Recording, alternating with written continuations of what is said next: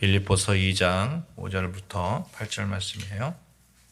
같이 한 목소리로 합독합니다. 시작. 너희 안에 이 마음을 품으라. 곧 그리스도 예수의 마음이니 그는 근본 하나님의 본체시나 하나님과 동등됨을 취하기로 여기지 아니하시고 오히려 자기를 비워 종의 형체를 가지사 사람들과 같이 되셨고 사람의 모양으로 나타나사 자기를 낮추시고 죽기까지 복종하셨으니 그 십자가에 죽으심이라. 아멘.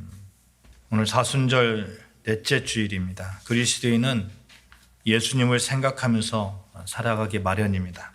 예수님을 본받기 원하는 것이 마련이고 늘 그렇듯이 예수님 생각하면서 예수님이 본받기 원하고 그럼에도 불구하고 이 사순절 기간에는 특별하게 더 예수님의 고난과 예수님의 구원하심을 생각하면서 예수님 닮기를 소망해야 될 줄로 믿습니다.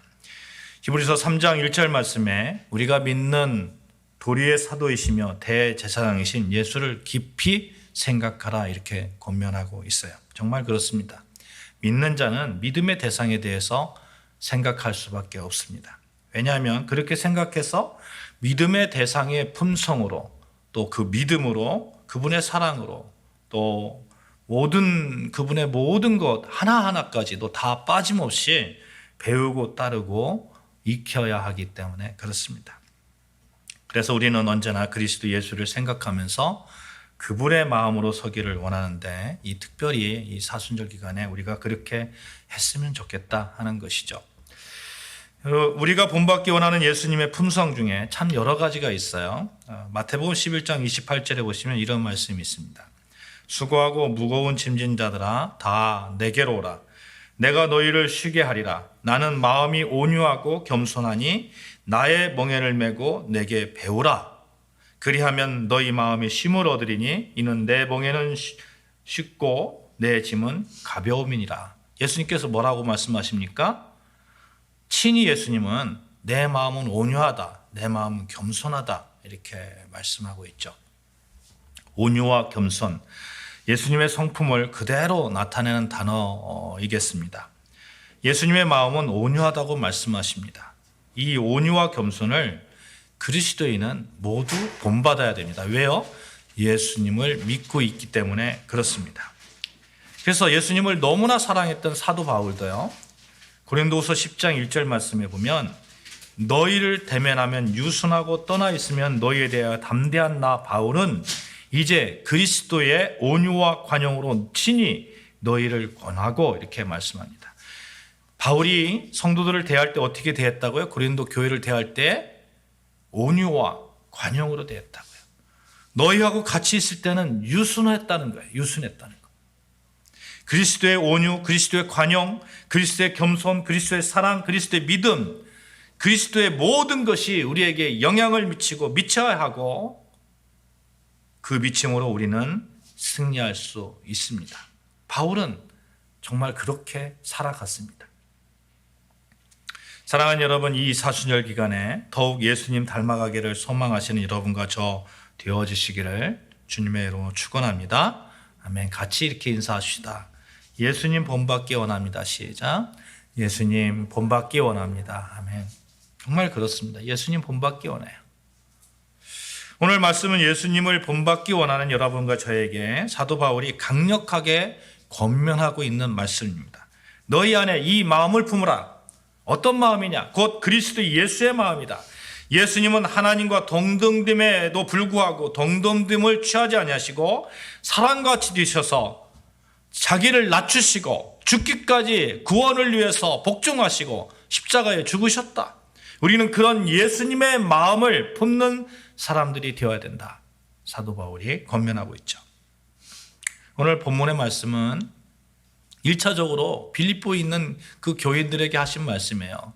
그런데 현대를 살아가고 있는 여러분과 저에게 여전히 주시는 말씀입니다. 그리스도인들이 가지는 특성이 있습니다. 그것은 예수 그리스도로 말미암아 힘을 얻습니다. 여러분 예수님으로 말미암아 힘을 얻으십니까? 그렇죠. 아멘이죠. 아멘입니다. 우리는 힘을 얻고 있어요. 사랑을 얻고 위안을 얻고 그래도 이만큼 살아갈 수 있는 것은 예수님 때문이에요. 예수님 때문에. 안 그랬으면 저는 벌써 넘어졌습니다. 벌써 아마 우리 사모님한테 뭐 저런 남자가 다 있어 이런 소리 들었을 거예요. 1절 말씀해 보시면 이런 말씀이 있거든요. 우리 봉독하지는 않았습니다만 1절 말씀 같이 봉독하겠습니다. 시작. 그러므로 그리스도 안에 무슨 권면이나 사랑의 무슨 위로나 성령의 무슨 교제나 긍휼이나 자비가 있거든.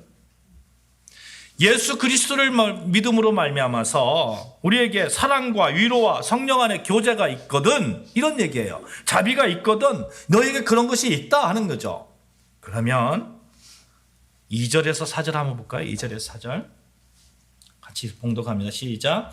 마음을 같이하여 같은 사랑을 가지고 뜻을 합하며 한 마음을 품어 아무 일에든지 다툼이나 허영으로 하지 말고 오직 겸손한 마음으로 각각 자기보다 남을 낮게 여기고 각각 자기 일을 돌볼 뿐더러 또한 각각 다른 사람들의 일을 돌보아 나의 기쁨을 충만하게 하라. 아멘.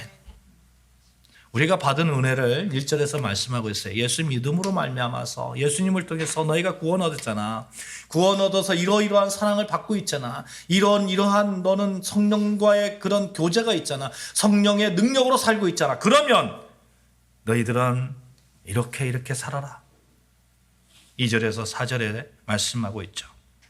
사랑하는 여러분, 여러분이 예수님의 사랑을 받으셨다고 고백하셨어요? 예수님으로 인한 위로를 받으셨다고 고백하셨습니다.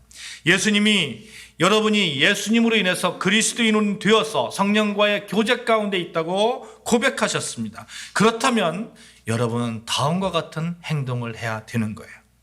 그것은 사랑을 나누는 것이고 한 뜻을 가지고 하나가 되는 것이고 겸손한 마음을 가지는 것이고 자기 생활도 열심히 하면서 다른 사람의 생활도 도와주는 그러한 삶을 사는 겁니다. 이런 권면을 바울이 하고 있는 거죠. 우리가 분명하게 고백해야 되는 것이 있어요. 우리가 분명하게 나는 확실하게 예수님으로 말미암아 구원 얻었고 나는 확실하게 예수님으로 말미암아 위로를 받고 나는 확실하게 예수님으로 말미암아 사랑을 받고 있다는 그 고백입니다. 사랑하는 여러분, 날마다 이런 고백이 여러분의 기도 가운데, 여러분의 찬양 가운데 넘쳐나시기를 주님의 이름으로 축복합니다. 그렇게 하십시오. 예수님을 말미암아 감사의 표현하잖아요. 감사의 표현. 내가 뭔가 은혜를 받았으면 사람에게 은혜를 받았으면 사람에게도 감사의 표현을 하는데 우리 예수님께 그런 은혜를 받았다고 우리가 믿고 있고 감격하면 매일매일 그런 감사의 표현을 해야 되지 않겠습니까? 만약 그런 감사가 없다면, 그런 고백이 없다면 제가 여기서 말씀드리는 이런 설교 말씀도 그냥 목사의 좋은 그런 어떤 권면, 세상을 살아가는 그런 어떤 방법 이 정도로 밖에 생각이 되지 않을 거예요. 어떤 때는 왜 저 목사는 저렇게 강요하지? 이런 생각도 들지 않겠습니까? 교회가 하는 모든 일들이 위선으로 느껴질 수도 있습니다. 그래서 전제가 있어요. 전제가. 나는 예수 그리스도로 말미암아 사랑받고 있고 나는 예수 그리스도의 은혜 안에 있고 성령과의 교제 가운데 있고 성령의 능력으로 살고 있다는 이 전제가 있을 때에 우리는 정말 충분히 사랑받고 있음을 고백하고 그 고백으로 인해서 이러이러한 그리스도인의 삶을 살아갈 수 있는 겁니다. 그렇게 우리가 고백하고 나아갈 수 있는 거예요. 여러분에게 예수 그리스도로 말미암은 구원의 확신, 예수 그리스도로 말미암은 하나님 백성의 능력이 충분히 주어져 있다는 이 고백이 늘 삶 가운데 있어서 믿음의 용사로 바로 서시고 그 믿음의 용사답게 하루하루를 살아가는 것이죠. 빛의 자녀로 살아가는 겁니다. 여러분, 어둠의 자녀에게 빛의 자녀로 한번 살아가 보라고 한번 해보세요. 그거 쉽겠어요? 그거 어렵습니다. 어렵습니다. 매일 죄만 짓고 살아가는 사람에게 너 그렇게 살지 말고 다른 방법으로 살아가 봐. 이렇게 어려워요. 왜? 거기에 익숙해져 있기 때문에. 그러나 우리는 어둠에서 빛으로 옮겨졌습니다. 그러니 빛의 자녀 다음으로 충분히 살아갈 수 있어요. 빛의 다음이 뭡니까? 예수님의 마음을 본받는 것. 예수님의 마음으로 살아가는 겁니다. 그래서 5절 말씀에 이렇게 기록하고 있죠. 너희 안에 이 마음을 품으라. 곧 그리스도 예수의 마음이니. 그리스도 예수의 마음이니. 당신의 태도는 그리스도 예수가 가졌던 것과 같아야 합니다. 영어 성경을 그대로 번역한 거예요. 당신의 태도는 그리스도 예수가 가졌던 것과 같아야 됩니다. 우리말 쉬운 성경에는 예수님처럼 생각하고 행동하십시오, 이렇게 번역되어 있습니다만, 여러분, 우리의 모든 태도가 예수님이 가졌던 그 태도 가운데 우리가 살아가야 되는 것이죠. 정말 그렇습니다. 우리가 이미 예수 그리스도를 믿는 삶의 의미가 어떤 것인지 알고 예수 그리스도가 우리 안에서 일하고 계심을 믿고 인정한다면, 예수님께서 완전히 우리 안에 우리를 완전히 변화시키고 완전하게 삶의 모든 영역까지 관여하시고 계심을 믿는다면 예수님의 태도로 살아가는 거예요. 예수님의 태도로. 예수님의 마음을 가지고 예수님의 태도로 살아가는 것이죠. 비록 없다고 할지라도 예수님의 태도가 뭐였어요? 없지만 풍요롭게 살았어요.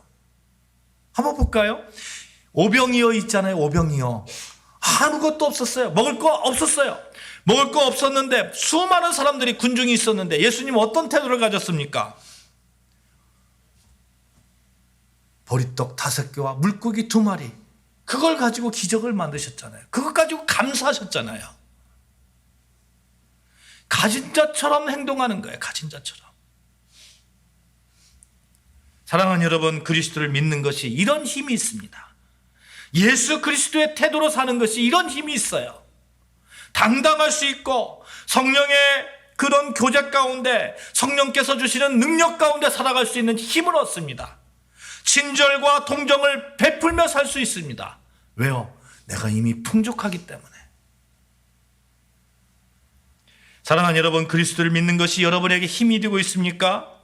그렇다면 그리스도의 사랑을 가지고 위로를 받으시고 성령 안에서 교제하시고 친절과 동정을 베풀어 주시고, 그리고 예수 그리스도의 태도를 가지고 당당하고 멋지고 긍정적이고 행복하고, 비록 없지만, 요즘 보면요, 요즘 주변에서 너무너무 힘든다는 그런 얘기를 많이 들어요. 경제가 너무 그냥 폭망하는 것 같아요.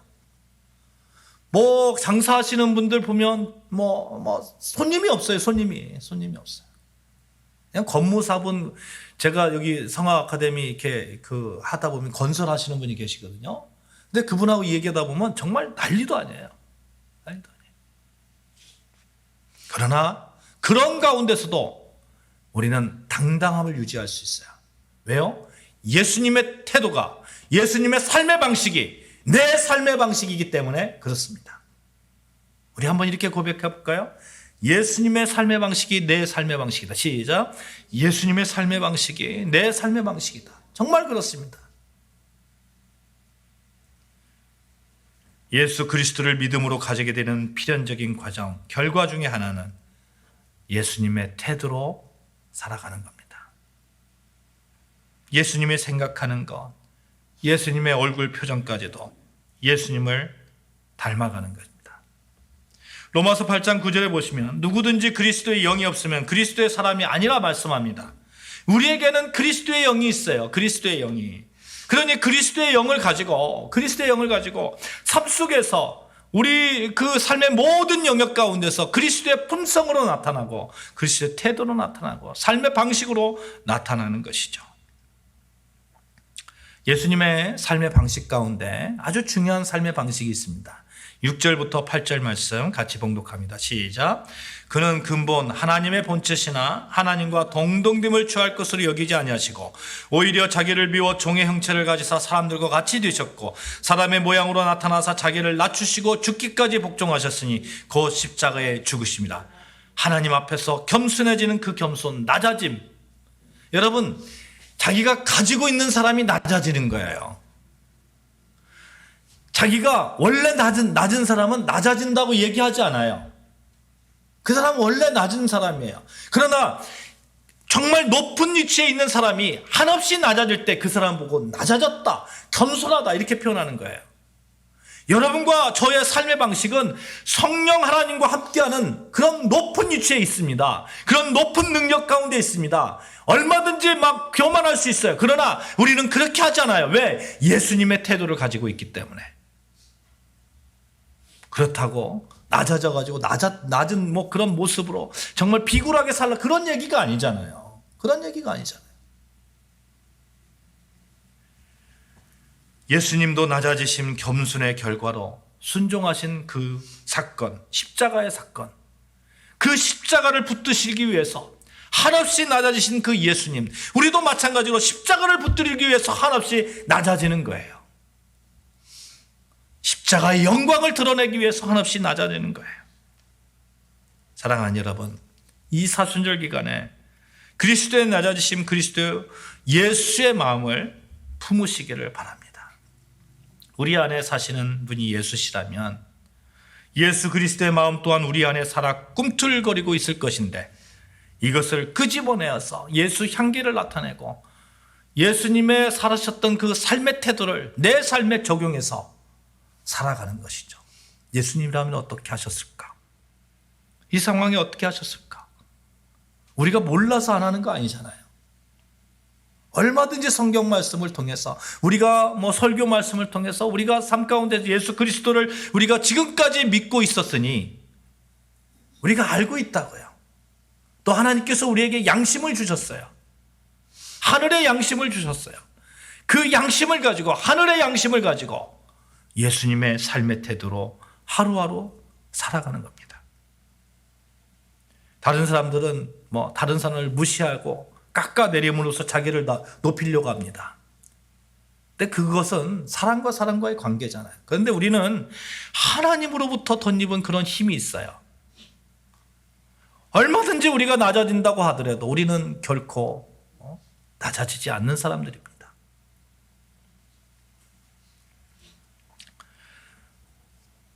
우리 안에 예수님이 사십니다. 그렇다면 우리도 할 수 있습니다. 예수님처럼 완벽하게는 못할지라도 흉내는 낼 수 있습니다.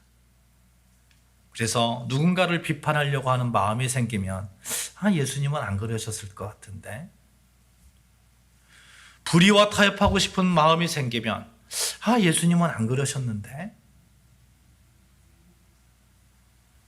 오늘 사도 바울은 우리에게 예수 그리스도의 겸손을 얘기하면서 더욱 구체적으로 하나님 나라의 시민으로서의 삶을 제시하고 있어요. 삶의 방식을 제시하고 있는데, 이 당시에 빌립보 교회의 상황을 좀 우리가 이해할 필요가 있습니다. 당시에 1장 한 28절 한번 볼까요? 1장 28절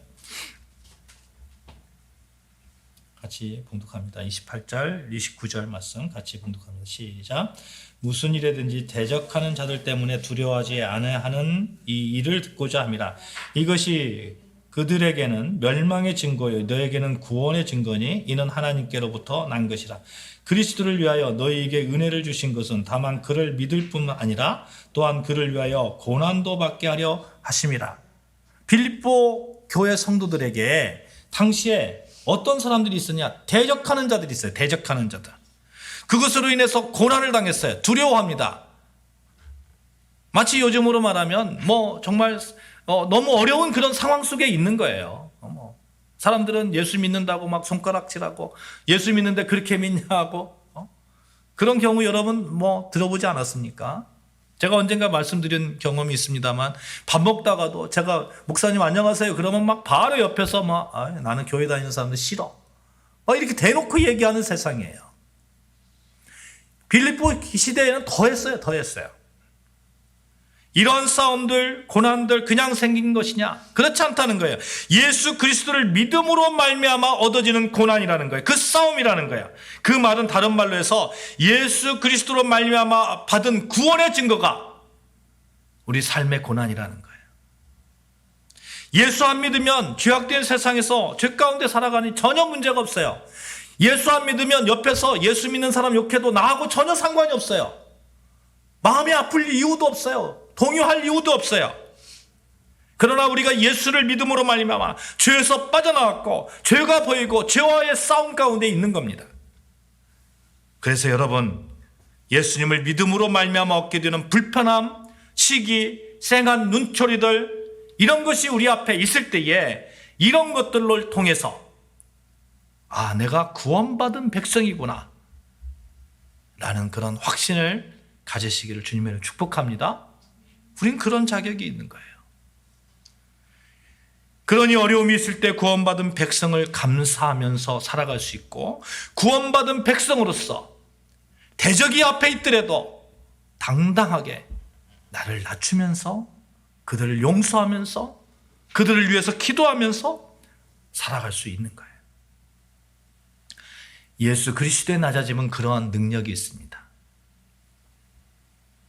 바울은 빌립보 교회 성도들이 교회를 대적하는 사람을 두려워하지 말고 그 고난 가운데 사랑으로 서로 한마음이 되어서 복음에 합당한 생활을 하라고 권면하고 있는 것이죠. 그래서 2장 1절에 그러므로 이렇게 말하고 있는 거예요. 그러므로 너희가 그런 가운데서도 너희가 이러이러한 사랑, 이러이러한 위로, 이러이러한 성령의 교제, 긍휼함, 자비 이런 것들을 얻지 않았니? 그러니 이제는 예수의 제자로서 확실하게 예수 그리스도를 닮아가야 한다 하는 것을 바울이 말씀하고 있는 거죠. 사랑하는 여러분, 진실로 예수님을 믿음으로 말미암아 얻게 되는 고난이나 세상과의 싸움은 예수님으로부터 오는 격려와 사랑과 위로, 성령의 감동을 우리에게 선물함을 믿으시기를 바랍니다. 아멘. 고난이 많으면 많을수록 예수님께서 더 많은 사랑과 위로를 주시고 또 힘을 더하여 주십니다. 만약 힘듦이 있습니까? 예수님을 믿음으로 말미암아 불편함이 있습니까? 그러면 기대하세요. 구원받은 백성만이 누릴 수 있는 하나님의 은혜, 그 위로하심, 그 격려, 성령의 능력으로 힘을 합해 주심을 경험하게 될 것입니다. 그래서 예수 그리스도를 닮은 그런 태도로 우리가 살아갈 수 있는 것이죠. 그 가운데서 예수 그리스도를 닮아가는 그 삶 가운데 우리 겸손하자고 이렇게 말씀을 드렸었는데, 그 빌립보 당시에 이런 바울의 이런 권면이 있은 이유가 있어요. 2장 14절에 보시면 한번 볼까요? 2장 14절.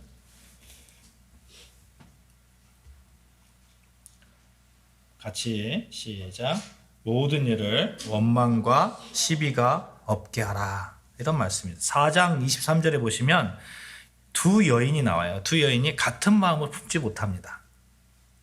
그래서 화합하지 못하는 유오디와 순두개 같은 여인들의 이름을 이렇게 언급하고 있는데, 여러분, 그리스도 예수 안에서 겸손한 마음을 품을 수 있어야 되는 이유는 우리가 사회생활 가운데, 교회생활 가운데 화합하게 하기 때문에 그래요.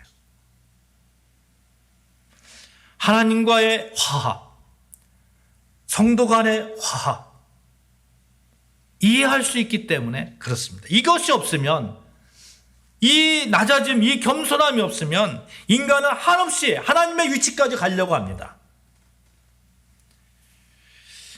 그래서 2장 5절 8절에 보면 하나님과 동등됨을 버리셨다 이렇게 말씀하는데, 여러분, 우리가 교만함이 있으면 어디까지 가냐면 하나님과 동등되려고 하는 거예요. 동등되려고. 대표적인 사건이 있잖아요.